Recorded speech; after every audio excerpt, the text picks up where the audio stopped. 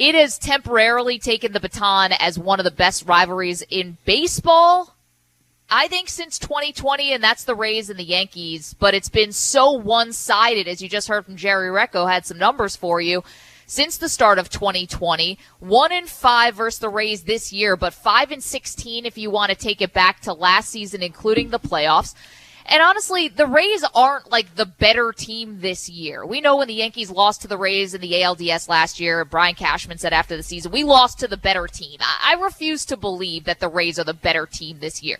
Right? They're 14-16 against everyone else in baseball. They're just 5-1 against the Yankees.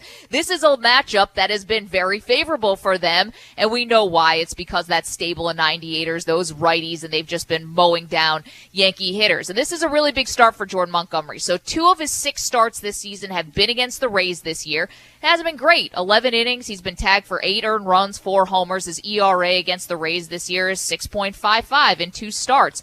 And the reason why he has to be better is because the Yankees don't have much margin for error, but especially against the Rays. And I'm not really expecting their margin for error to change against anyone anytime soon.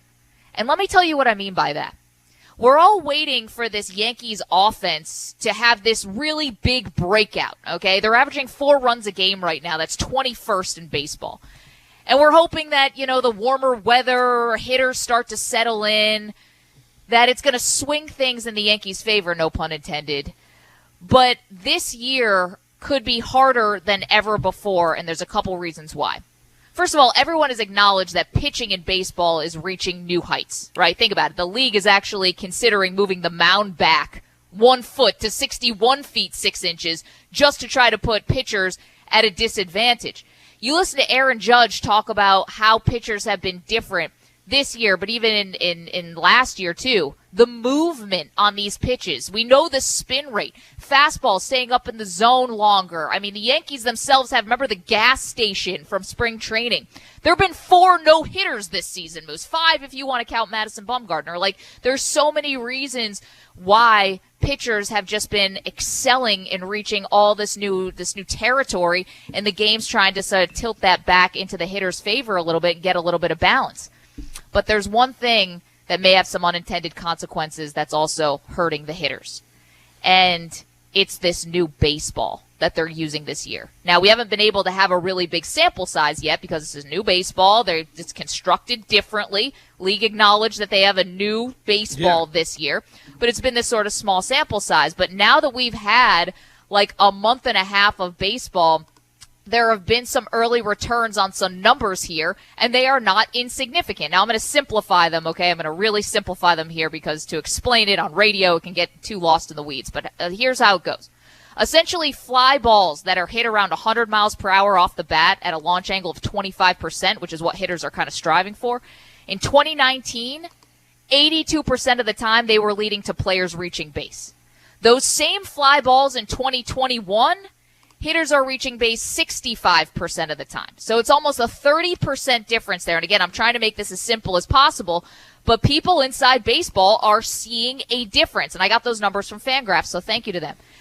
People inside baseball are seeing a difference. So all that to say this. If we're expecting some big Yankee burst out of their offense and all of a sudden they're going to start averaging 7 runs a game or something like that, that just might not be on the horizon this year.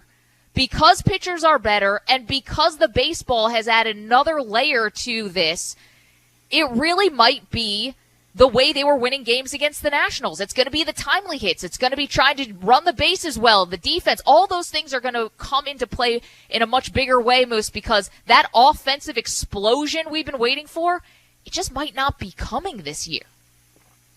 Well, I mean, I don't know if it'll never. I mean, the Yankees, I mean, you look at it, nobody should be surprised by where the baseball is. Baseball told you they dead in the baseball, right? So they told you it was going to be a little bit different. So everything you can look at, I know there's analytics looking at how the ball oscillates in the air and there's more drag on it. Therefore, the ball that was flying out of the ballpark is no longer flying out of the ballpark. It's dying on the warning track or even before that. You can also look at it on hard hit ground balls as well.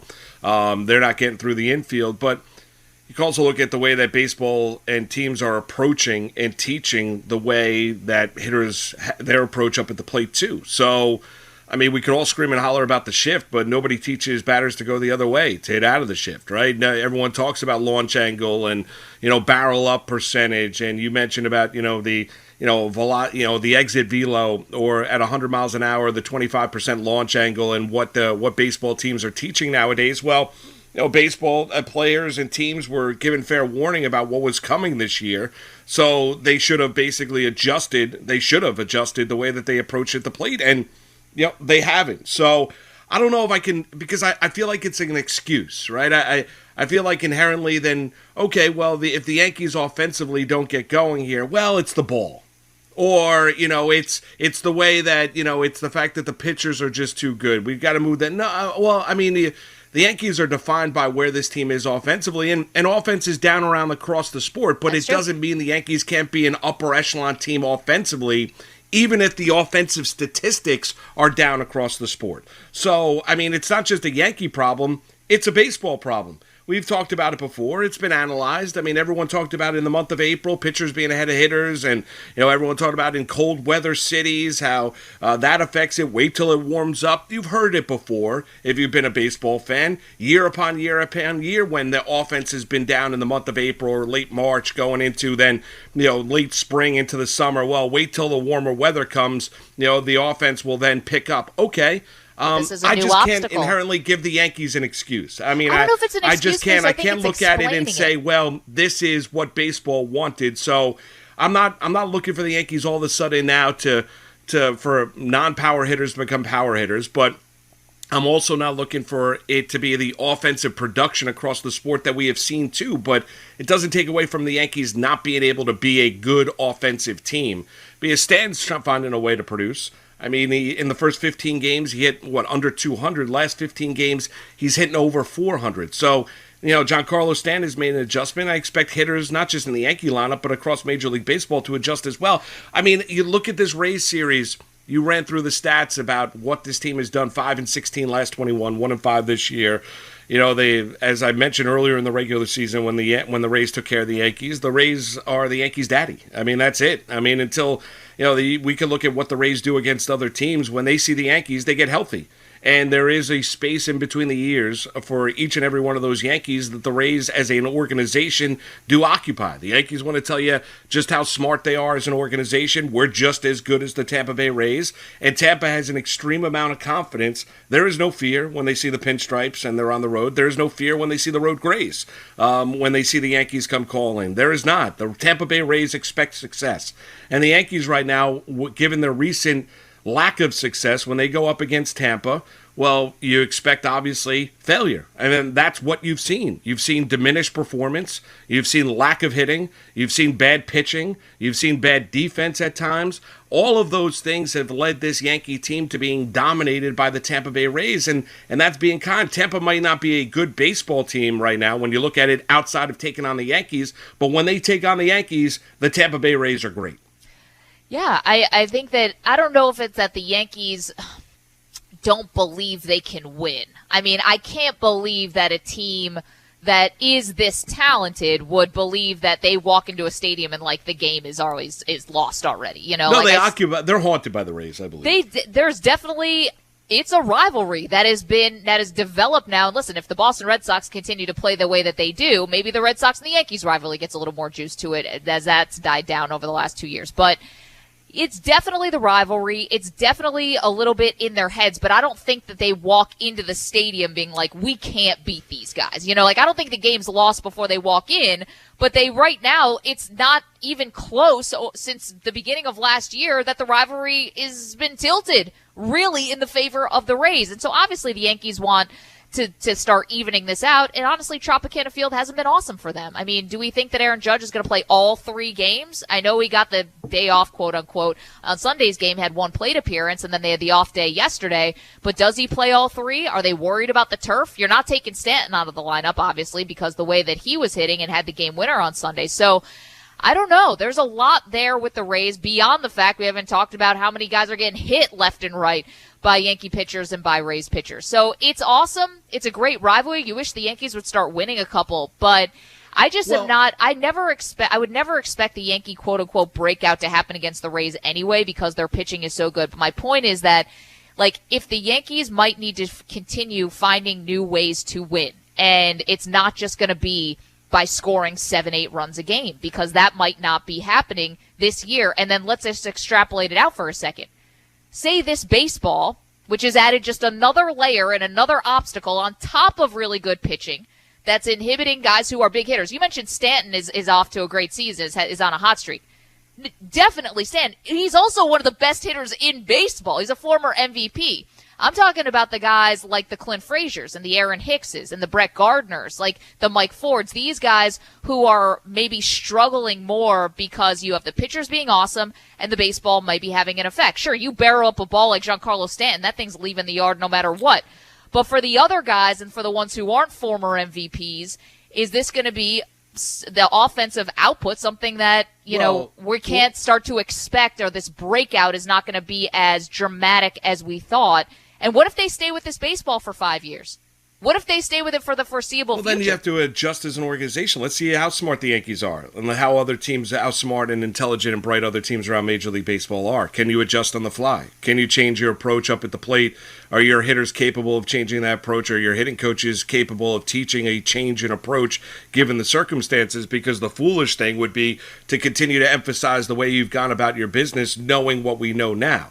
That would be foolish. That would be mistaken. Then, therefore, yes, I mean, you're going to wait a long, long time for that breakout or the Yankees to just start battering bad pitching because they haven't changed their approach. There's less bad pitching. I don't think the Yankees enter a series against Tampa defeated. But there is no doubt, the Yankees, I think it chaps the rear end of Hal Steinbrenner that the Tampa Bay Rays have the success that they do against his team with a third of the payroll. I think it chaps the rear end of Brian Cashman and company that the Tampa Bay Rays go about their business, find different ways to win baseball games, have owned the Yankees in their last 21, 5-16, are the Yankees against Tampa Bay. And I think you harken back to that conversation or that presser that Cashman and Boone had after last season, wanting to tell everybody, yes, we are just as bright as the Tampa Bay Rays. Our processes, as Cashman would love to say, are just as sound as the Tampa Bay Rays. We are putting our players in a position to be successful. So, yeah, I think it's amazing when you look at what Tampa's been able to accomplish, how creative and how forward-thinking as an organization as they are. You can't really even say it's a rivalry. Until the Yankees start winning games, it's not really a rivalry. Both teams can't stand one another.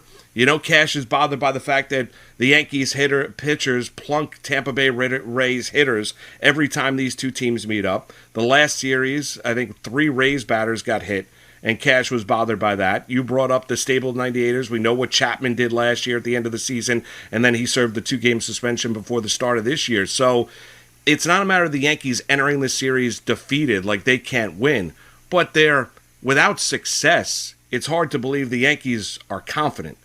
Without beating Tampa Bay, the Rays go into it being, yeah, we can beat the Yankees. This is not a big. All we do is beat the Yankees, and that is true. All the Tampa Bay Rays do is beat the Yankees. And we had multiple conversations last year during the regular season with Yankee fans at the time when Tampa was owning the Yankees. And it's frustrating me as a Yankee fan. I want to see them beat Tampa. But we had fans call up, wait till we get to the postseason. Well, when you got to the postseason, it was similar. The Rays advanced, the Yankees did not. And so now it comes down to a point where we want to look at this great rivalry. And there is hatred between the two organizations. Or I would say this, both organizations don't really care for one another. Let's put it to you that way. And you see it on the field, which I love, which I think baseball needs more of, right? I really do. I like that very fact. But it's time for the Yankees to start beating the Tampa Bay Rays, too. I mean, there does come a point in time here where if the other team doesn't start winning games, and this example being the Yankees, it's hard to consider it a rivalry if the other team just beats you like a drum every time you see them.